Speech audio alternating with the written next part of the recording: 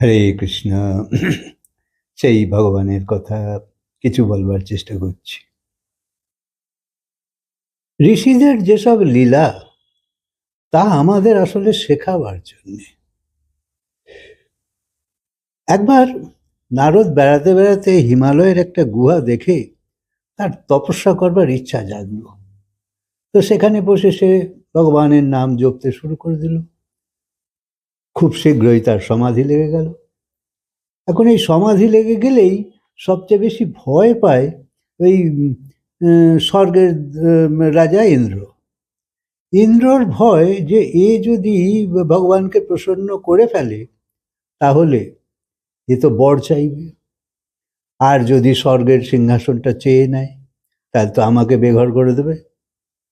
এই স্বর্গের সিংহাসনকে বাঁচাবার জন্য ইন্দ্র তখন চায় যে তার ধ্যান ভঙ্গ হয়ে যাক।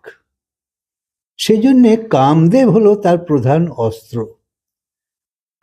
কামদেব এমন ছলাকলা জানত, এমন তার রূপ ছিল যে সে যে কোনোভাবেই কাউকে মুগ্ধ করে দিতে পারত। তাই তাকে পাঠানো হলো। সে তার সঙ্গী সাথী নিয়ে নারদের ধ্যান ভাঙাবার জন্যে প্রবল চেষ্টা করল। তো ঘটনা এই যে ভগবানে মন লেগে গেল তো গেল। তাই কামদেবও শেষে পারল না, হেরে গেল। নারদের ধ্যান ভাঙাতে পারল না।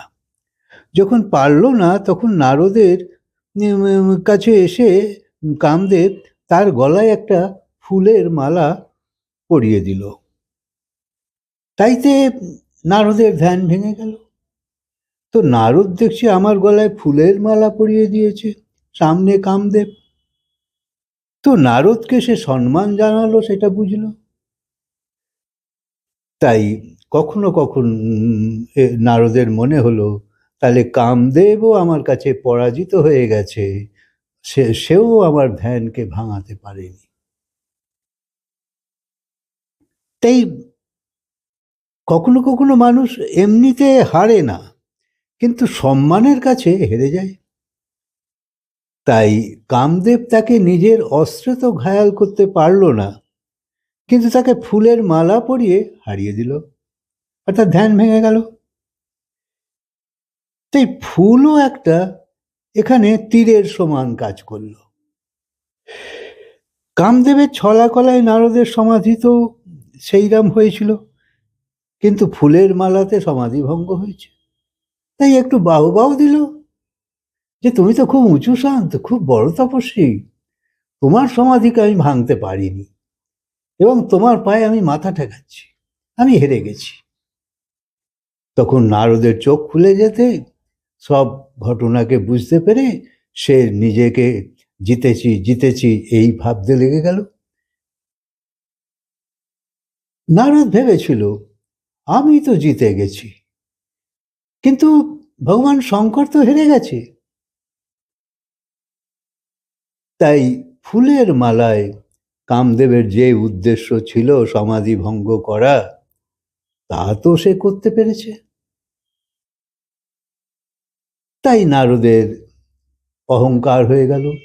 এই অভিমানে সে হিমালয়ে শঙ্করের কাছে গেল। শঙ্করের সমাধি তো আমরা জানি যে কামদেব ভেঙে দিয়েছিল বলে ভগবান শঙ্কর তাকে ত্রিনেত্র দিয়ে ভস্ম করে দিয়েছিল। তাই অহংকার এমনই একটা জিনিস, আসলে তুমি হেরে গেলেও অহংকার তোমায় মাথা ঝোঁকাতে দেয় না, এবং আমি জিতে গেছি এই ভাব নিয়ে সে সবসময় বেঁচে থাকে। সেই ভ্রান্তি তার জীবনের সাথী। তো নারদ ভগবান শঙ্করের কাছে গিয়ে কিভাবে কামদেবের উপর বিজয় প্রাপ্ত করেছে সেই কাহিনী তক্ষুনি বলতে শুরু করে দিল অহংকারের সঙ্গে। মহাদেব তো স্বয়ং অহংকারের দেবতা। এই কাহিনী তখন ভগবান শঙ্কর বলছে, এই কাহিনী তুমি আমাকে যে শোনালে না, আমি তো খুবই প্রীত হলাম যে তোমার সত্যি খুব তপবল আছে। কিন্তু সাবধান নারদ, তুমি নারায়ণকে যেন এরকম বলতে যেও না। আমার কাম তো জ্বলে ভস্ম হয়ে গেছে, কিন্তু তোমার কাম জ্বলে ভস্ম হয়নি, এখনো জীবিত আছে।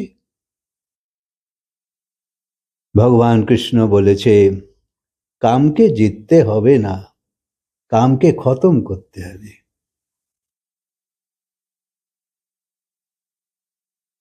জিতে যাওয়া কামও ক্ষতিকারক, কারণ তখন তৃষ্ণা প্রবল আকার ধারণ করে।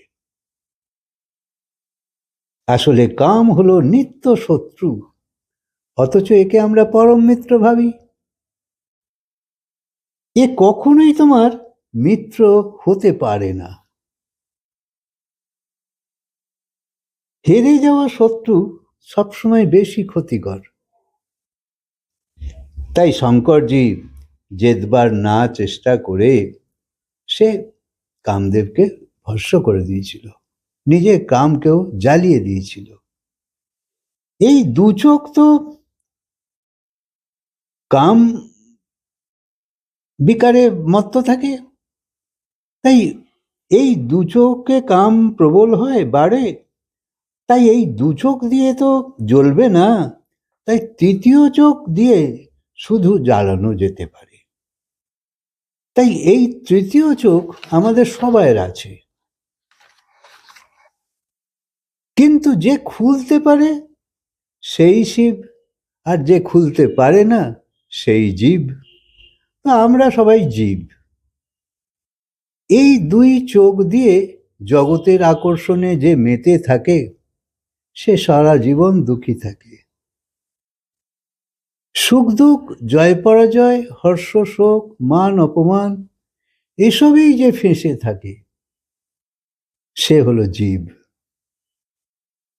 আর যে এই তৃতীয় জ্ঞান চক্ষুকে খুলতে পেরেছে, সেই হলো শিব। তাই তৃতীয় চক্ষু আমাদের জ্ঞান চোখ হিসেবে ব্যবহার হয়। যত যত জ্ঞানের পর্দা তোমার ভালো হতে থাকবে, উঁচুতে উঠতে থাকবে জ্ঞানের শিখরে, অত অত তোমার এই সংসারের বৃথা ভ্রমণের যে ইচ্ছা, তা কমে যেতে থাকবে। ভগবান শঙ্করের তৃতীয় চোখ যখন খোলে, তখন কামও ভস্ম হয়ে যায়। তাই তৃতীয় চোখ খুললে শুধু ভস্মই হয় না, আবার সেই চোখ দিয়ে করুণার বর্ষাও হয়। এরও প্রমাণ আছে রামায়ণে। তো ঘটনা এই যে আমাদের যে বিবেকের চোখ, সেই হলো আমাদের তৃতীয় নেত্র।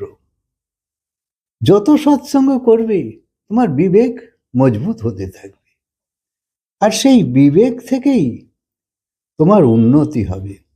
অর্থাৎ তখন তুমি যত স্থূল সম্পর্ক সম্বন্ধ, তা যে ক্ষণিক এবং মায়িক, সব বুঝতে পারবে, এবং জ্ঞানের পথে, ভগবানের সঙ্গের পথে, সত্যের পথে তোমার গতি হতে থাকবে।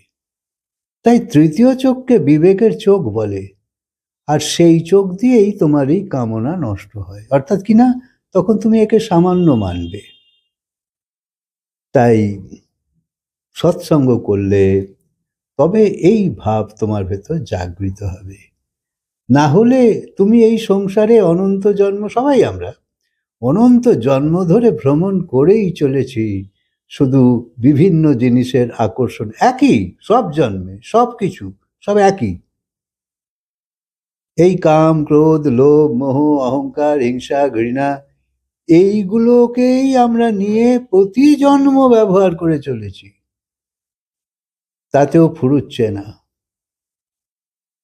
তাই এইগুলো নিয়েই আমরা ফেঁসে আছি। তাই বুঝতে হবে যে এইগুলো হলো পরম শত্রু। যখন তুমি এইটা বুঝে যাবে এই তৃতীয় জ্ঞান চক্ষুর মাধ্যমে, অর্থাৎ বিবেকের মাধ্যমে, সৎসঙ্গের মাধ্যমে, তখন তুমি একে আর তোমার মধ্যে থাকতে দিতে রাজি হবে না। এরা সব শত্রুগুলো তোমার ভেতরে বসে আছে, আর সেইখান থেকেই তোমায় তাতাচ্ছে, তুমি বাইরে তার প্রয়োগ দেখাচ্ছ, আর তুমি এখানে ফেঁসে আছো। তাই সতর্ক হও, সৎসঙ্গ করো, বিবেকের চোখকে জাগৃত করো, সেই হলো তোমার জীবনের সবচেয়ে বড় পাওয়া। হরে কৃষ্ণ। কথাকে আজকে বিরাম দিই, আবার বলবো।